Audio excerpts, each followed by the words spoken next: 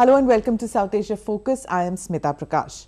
Reports in the Pakistani media last week suggested that the Pakistan government is planning to ban more than 10 terror outfits, including the Haqqani network and the Mumbai attacks mastermind Hafiz Saeed-led Jamaat-ud-Dawa. But Pakistan's Minister for Defence Production, Rana Tanveer Hussain, has come out in support of Jamaat-ud-Dawa, saying that there is no reason to ban what he called a charitable outfit. This original decision to ban terror groups came after US Secretary of State John Kerry's visit to Islamabad. To discuss this and its impact on India, we have with us columnist and defence analyst Colonel Dhanveer Singh. Thank you for speaking with us. The Hafiz Saeed controversy now. There were these leaks which came out in the Pakistani media that the Jamaat-ud-Dawa would be banned along with the Haqqani network. Then comes in this statement where they say that the Jamaat-ud-Dawa is supposedly a charitable organization and there is no need to ban it. Now, what was it? What was the confusion about this? Do you think it was just a kite flying exercise by the Pakistani government in announcing the possibility of a ban? No, it was not. In fact, it was targeting at a very transactional kind of a deal with the US.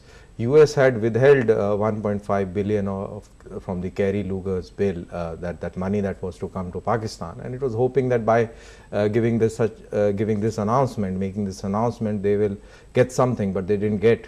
On the contrary, from the emergency fund, they just managed around, I guess, $280 million. So it did not fulfill their aspiration as far as money was concerned, and they have made a U-turn.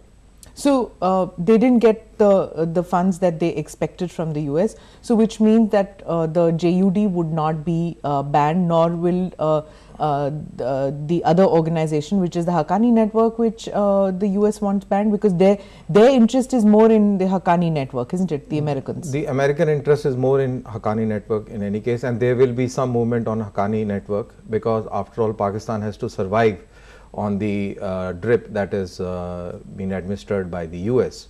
So they have got no much option over there. But as far as Jamaat-ul-Dawa is concerned, it is more India centric, Kashmir centric, and they have got a leeway in not obeying to the word of command from the United States. Right. What about the Pakistani Taliban? Their scope and their area of activity is also increasing now. They are also making threats towards moving towards India, to expanding their role. How is Pakistan going to now control? Because there are these organizations which have mushroomed, and while they're saying that no good Taliban and bad Taliban, it seems that there is in practice a good Taliban and bad Taliban in Pakistan. See, when I analyze and when I look at things, Pakistan has reached a tipping point. Zarb-e-Azb, the operation which is going on against Tehreek-e-Taliban Pakistan in the NWFP region, I would say that it is the culmination point of the military idea of Pakistan.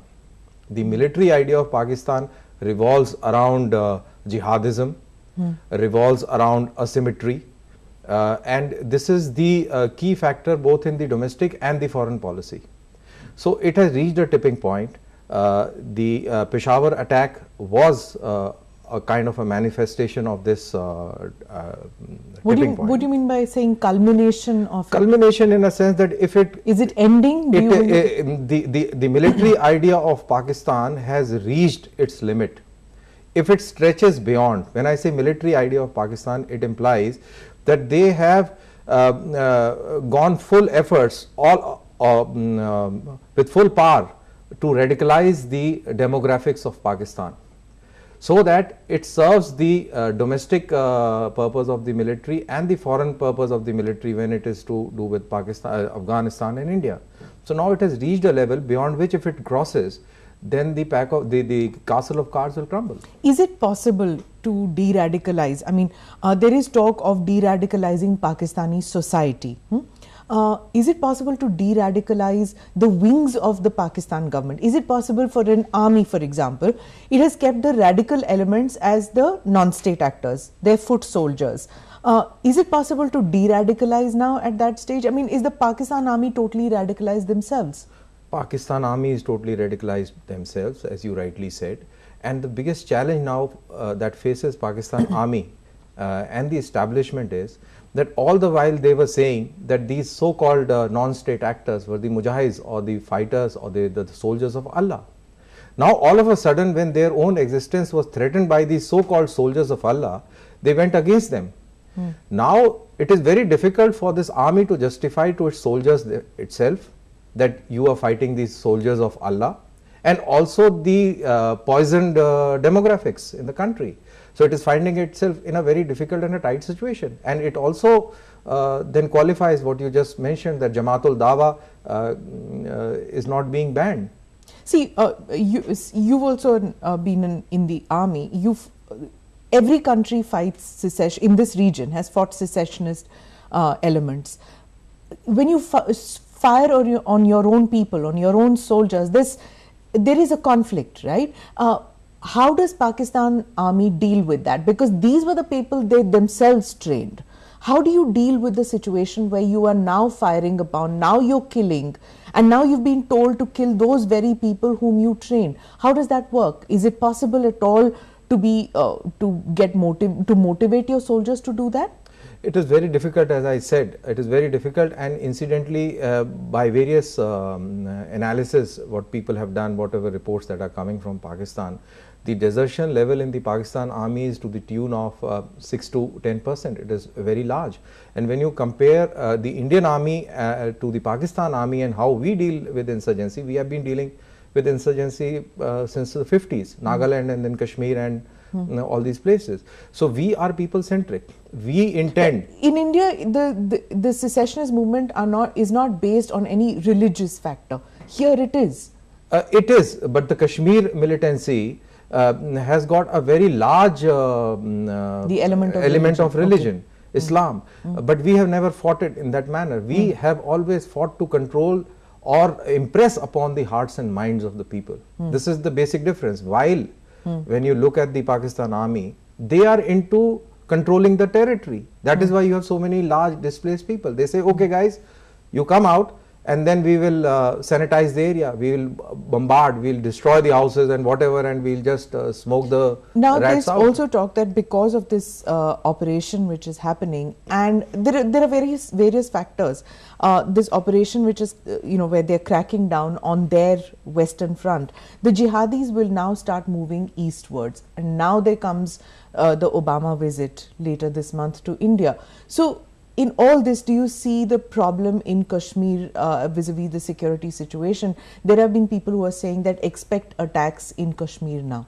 See, over the years, we have strengthened our infrastructure, the counter infiltration infrastructure, both physical and tactical, strategic, etc. So we hear, but it's so easy for people to cross across the LOC, come in and right attack inside an army cantonment. I mean, we saw that. It does happen, but it is not a very major attack like that happens in Pakistan or elsewhere in, say, Iraq or Syria. I don't know whether one can derive consolation in that. No, one cannot. One cannot. Right. One cannot. Yeah. I do agree. But such sneak attacks are always possible. So do you think that there are chances of Kashmir witnessing some violence in the coming weeks? Yes, there may be a little bit of upsurge, but I will not say that it will reach some alarming levels that we have already witnessed and put them on hold. Tell me this, the border, the LOC and the international border is one of the highly guarded areas in the world, right? In spite of that, why is it that one is unable to stop infiltration? And if the jihadis now are going to be turning their focus towards this region, how dangerous is it a situation for India? See, how strong are the fences? Firstly, these fences are pretty strong. Secondly, what you just asked, that how it is possible that these guys are able to make their way in despite being so well fortified. Well, the answer is in the terrain itself. At places, because of the changing weathers and seasons, you have mudslides which washes away portion of the fence, or the avalanche, or whatever things of that nature. So they take advantage of such situations, and they do manage to infiltrate in bits. It's not at all alarming, let me be very clear. It's not very alarming as far as Indian Kashmir is concerned. As far as Indian Army is concerned, we are very well gridded on ground, and we are very well fenced on the line of control and the international border. How effective is international pressure on Pakistan? Is it effective at all? the fact that America is putting so much of pressure to ban these terror organizations, that John Kerry visited out there, read out the Riot Act. In spite of that, one doesn't really see much change in the ground. Do you think that that it's beyond control now? It's beyond even the Pakistani army's control to hold back these jihadis? In fact, that's why I said that it has reached a culmination point. And now the situation is the first time after the Peshawar attack, army and all political parties were on one platform. It had never happened before. The politicians, the intelligentsia, and those people who understand things in Pakistan are of a firm opinion that all and sundry militant organizations in Pakistan need to be banned and to be checked. However, Pakistan army has been pursuing a particular kind of an ideology as far as foreign policy with its neighbors is concerned, and that is the restricting factor. The army organizations as such are very rigid in thought. The other thing which one has seen in the past couple of weeks is this installation of these military courts and hangings which are taking place in Pakistan. Do you think that it's a deterrent in any manner? These military courts will deter jihadis, will deter suicide bombers. I mean, their entire vajood, the reason that they are there is that they want to kill themselves and cause maximum damage. How does a death sentence, how do these military courts for civilians make any difference? See, the frontier agencies since the British time, they have been governed by tribal laws. The Maulvis hold the court, and the complete discourse as far as the way we look at the civil rights, liberties and things associated, that doesn't make any sense. So military court killing few people and all does not actually make any sense. All right. Is it viewed in Kashmir, in Indian Kashmir, is it viewed with a certain degree of worry that these military courts will also be functioning now in Gilgit-Baltistan, in the so-called Azad Kashmir, because you know, the Kashmiris in India see that as part of their land too? You see, Gilgit-Baltistan is definitely, people are worried over there because of the Shia majority over there, which I have always felt victimized from the Sunni-dominated, Punjabi Sunni-dominated army. Such may not be the case in Muzaffarabad, but however, there have been a lot of dissent voices emanating from both these regions. And they are also worried. And not only this, in the beauty or the sad part of this whole area is that there is no right in any case existing. They are already being... so constitutionally they can have military courts in these areas, because the anti-terror courts, those themselves are draconian in handing out their...